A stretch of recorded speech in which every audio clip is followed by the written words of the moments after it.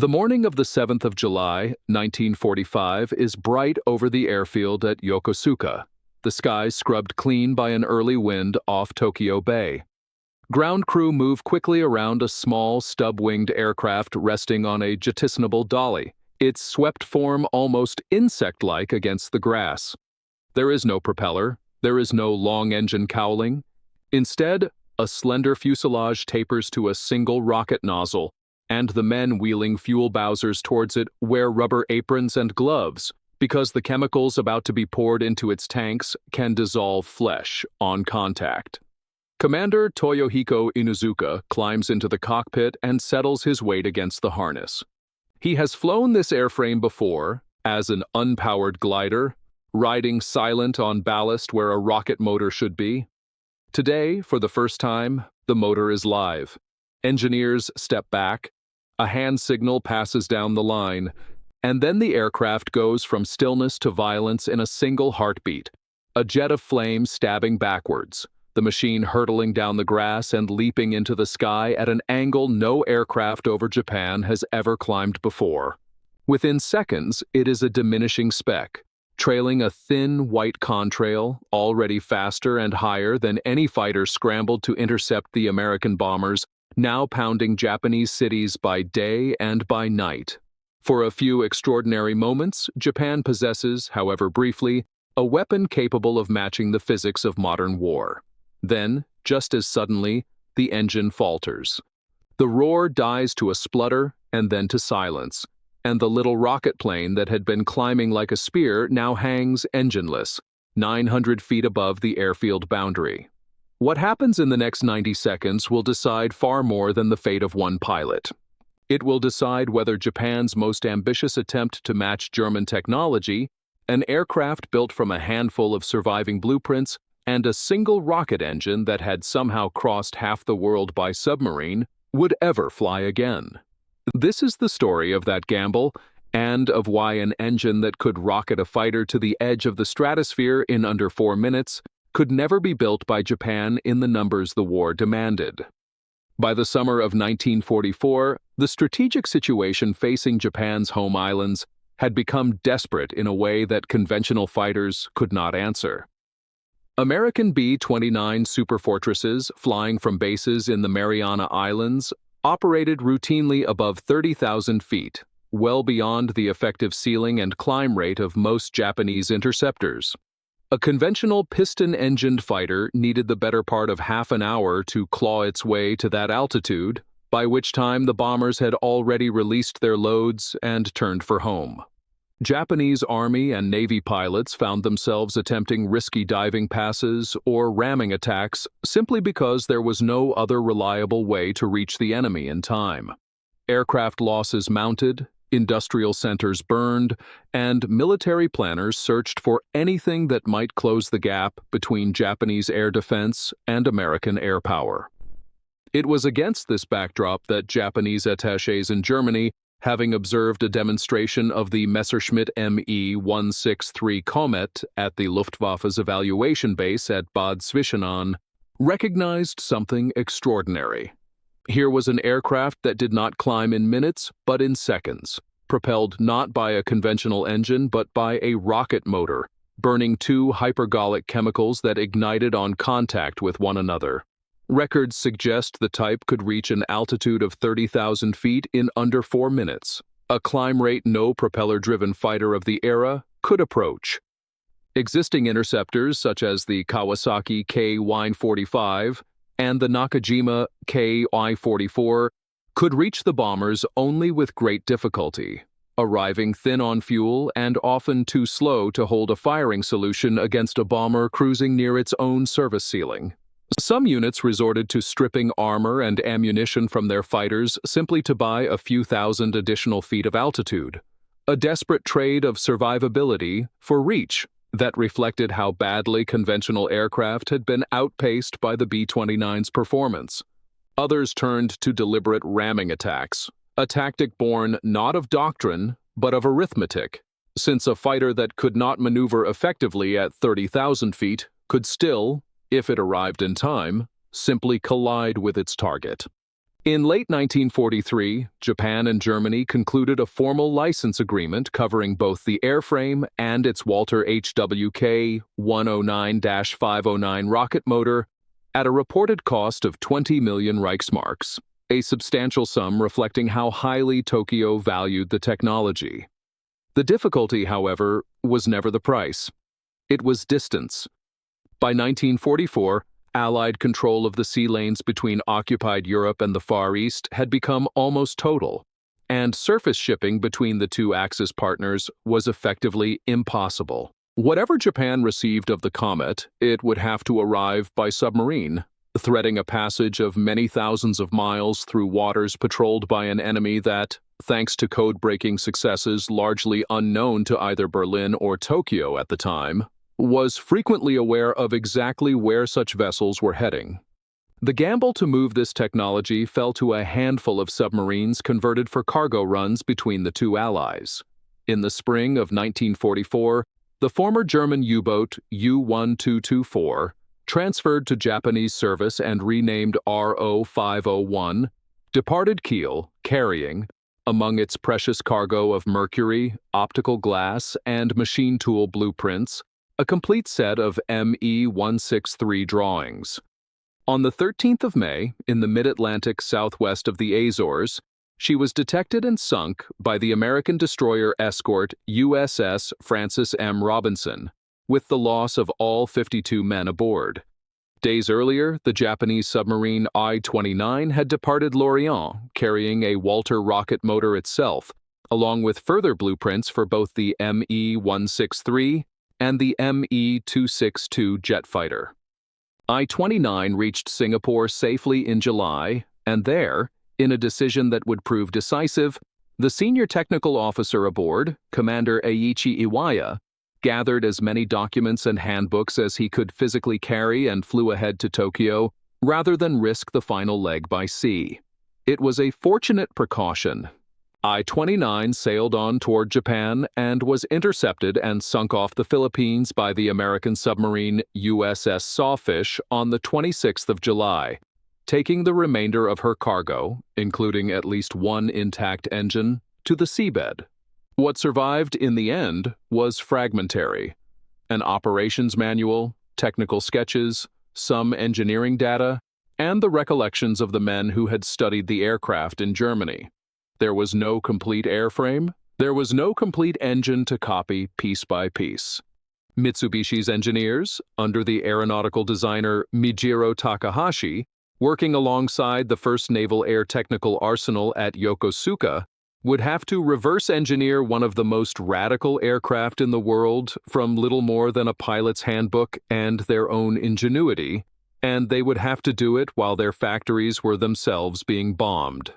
What Mitsubishi built, designated J-8M by the Navy and Ki-200 by the Army and known to the Japanese public by the poetic name Shusui, meaning sharp sword, was a close copy of the ME-163B in outward form, but a substantially different machine underneath. The airframe measured around 6 meters in length with a wingspan of roughly 9.5 meters. Built predominantly of metal rather than the wood used in some German production variants, and weighing around 1.5 tons unloaded. Twin 30mm Type 5 cannon were fitted in the wing roots for the production version, intended to allow a single devastating firing pass through a bomber formation, since the aircraft's rocket fuel supply gave it barely 7.5 minutes of powered flight before it had to glide home. The heart of the aircraft, and the true object of Japanese fascination, was the rocket motor, reverse-engineered as the Toko Ro.2 and rated at more than 3,300 pounds of thrust, burning a fuel combination broadly analogous to the German T-Stoff and C-Stoff propellants. A concentrated hydrogen peroxide oxidizer paired with a hydrazine-based fuel that ignited spontaneously on mixing. To grasp what this meant in practice, imagine an engine that produces its own oxygen internally, allowing it to burn furiously at altitudes where a conventional piston engine's carburetor would be starving for air, generating acceleration closer to a modern drag racer than to any propeller aircraft of the period. It was this same chemistry that made the type so lethally unforgiving to build and to fly, since the two propellants were violently reactive not only with each other, but, in the case of the oxidizer, with almost any organic material, including human tissue and improperly sealed fuel lines. Because the Japanese team lacked a complete engine to strip down, tolerances, seals, valve timings, and metallurgical specifications for corrosion-resistant tanks all had to be estimated or independently derived, introducing a level of uncertainty that German engineers, working from their own original designs, never had to contend with. Since the aircraft would be Japan's first tailless design and its pilots had no experience of such radical handling characteristics, the Yokosuka Arsenal first built an unpowered training glider, the MXY-8 Akigusa, which made its maiden flight on the 8th of December, 1944, allowing pilots, including Inuzuka, to master the unfamiliar landing characteristics of a swept, tailless airframe before a rocket motor was ever fitted. The manufacturing effort itself spread far beyond Mitsubishi's own works, drawing in Nissan and the Nakajima-linked Fuji plant to help produce components under a dispersed and increasingly improvised industrial network, one that reflected how badly Japan's aircraft industry had already been battered by American bombing, and how few large, undamaged factories remained available for a project of this sensitivity. Engineers had to solve, largely by trial and error, problems that German designers had already spent years working through. How to seal fuel lines and gaskets against propellants that would corrode ordinary rubber and many metals on contact.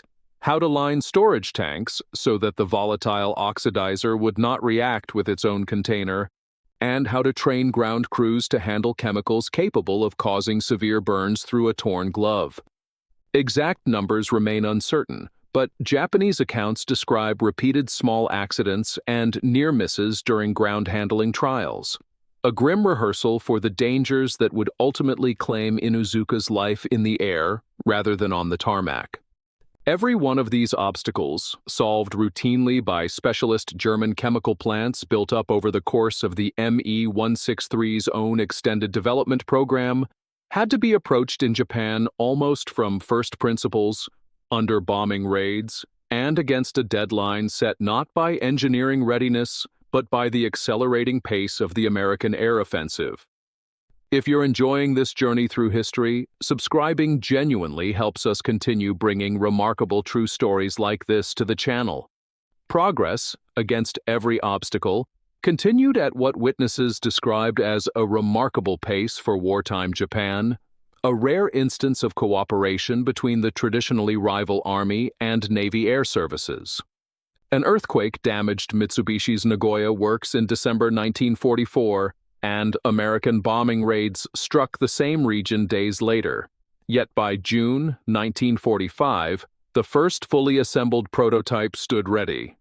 Its first powered flight on the 7th of July ended in the crash already described, an 11-second rocket-powered takeoff run, a climb to around 400 meters at a steep 45-degree angle, and then, historians believe, a fuel feed failure caused by the aircraft's climb angle combined with half-filled tanks, starving the motor of propellant.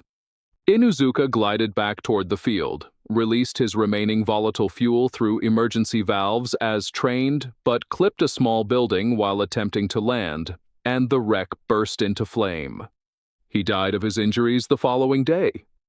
6 further prototypes were under construction when the war ended on the 15th of August, none of them ever flown, and a redesigned J-8M2 variant, intended to correct the fuel supply flaw, never left the drawing board in any completed form. Exact figures for how many airframes reached various stages of assembly remain uncertain, though most historians place the number of J-8M prototypes at around 7. Set beside its German parent, the Japanese Shusui reveals both the strength and the limits of wartime reverse engineering. The ME-163B Comet, built by Messerschmitt in far greater numbers, with production estimates commonly placed at well over 300 airframes, could reach speeds approaching 590 miles per hour under full power, using its original Walter engine delivering close to 3,700 pounds of thrust. The Japanese Tokoro.2, built without access to a complete original motor, produced somewhat less thrust and pushed the J-8M to a projected speed nearer to 560 miles per hour, a difference that mattered little in absolute terms but reflected a wider pattern. German production, however disrupted by Allied bombing, still drew on established supply chains for precision valves, corrosion-resistant alloys, and trained rocket propulsion technicians built up over years of prior testing at Peenemünde and elsewhere. Japan possessed none of this infrastructure and had to improvise it from scratch in under a year. The operational record tells its own story. German Comet units, principally Jagdgeschwader 400, flew a small number of genuine combat sorties from mid-1944 onward, and while historians continue to debate the type's overall effectiveness, most agree it destroyed relatively few Allied bombers relative to the resources invested, hampered by its brutally short-powered endurance and by the extreme danger its fuels posed to pilots and ground crews alike. The Japanese Shusui, by contrast, never reached combat at all. Where Germany's failure was one of limited tactical value, Japan's was one of industrial impossibility. A shortage of the specialized chemical plants needed to produce concentrated hydrogen peroxide safely and in quantity, a shortage of qualified rocket engineers, and a wartime economy already stretched to breaking point by conventional aircraft production and by the material losses inflicted through the submarine campaign that had cost the program its original blueprints and engines in the first place. The wider historical impact of the Shusui program is best measured not in bombers destroyed, since it destroyed none, but in what it revealed about the limits of technology transfer under wartime conditions. The loss of 2 submarines carrying overlapping sets of documentation demonstrates how precarious the Axis partnership's supply lines had become by 1944, and how Allied signals intelligence, largely unknown to either Berlin or Tokyo, played a quiet but decisive role in shaping what Japan's engineers had to work with. The aircraft's short, tragic flight history nonetheless left a technical legacy. Japanese engineers who worked on the Tokoro.2 rocket motor carried lessons in bipropellant handling and combustion chamber design into post-war Japanese rocketry, a field that would eventually produce world-class satellite launch vehicles decades later. A single J-8M1 prototype survived the war and was seized by American forces. It can be seen today at the Planes of Fame Air Museum in Chino, California, one of the few tangible reminders that such an aircraft ever existed outside German skies. Historians continue to debate how the Shusui would have performed had the war continued, though the consensus among most researchers is that even a fully corrected engine would have arrived too late, and in far too small numbers, to meaningfully affect the strategic bombing campaign already reducing Japan's cities to ash. Return, for a moment, to that morning at Yokosuka, to the sound of a rocket motor screaming to life on a dolly of borrowed German engineering and improvised Japanese ingenuity.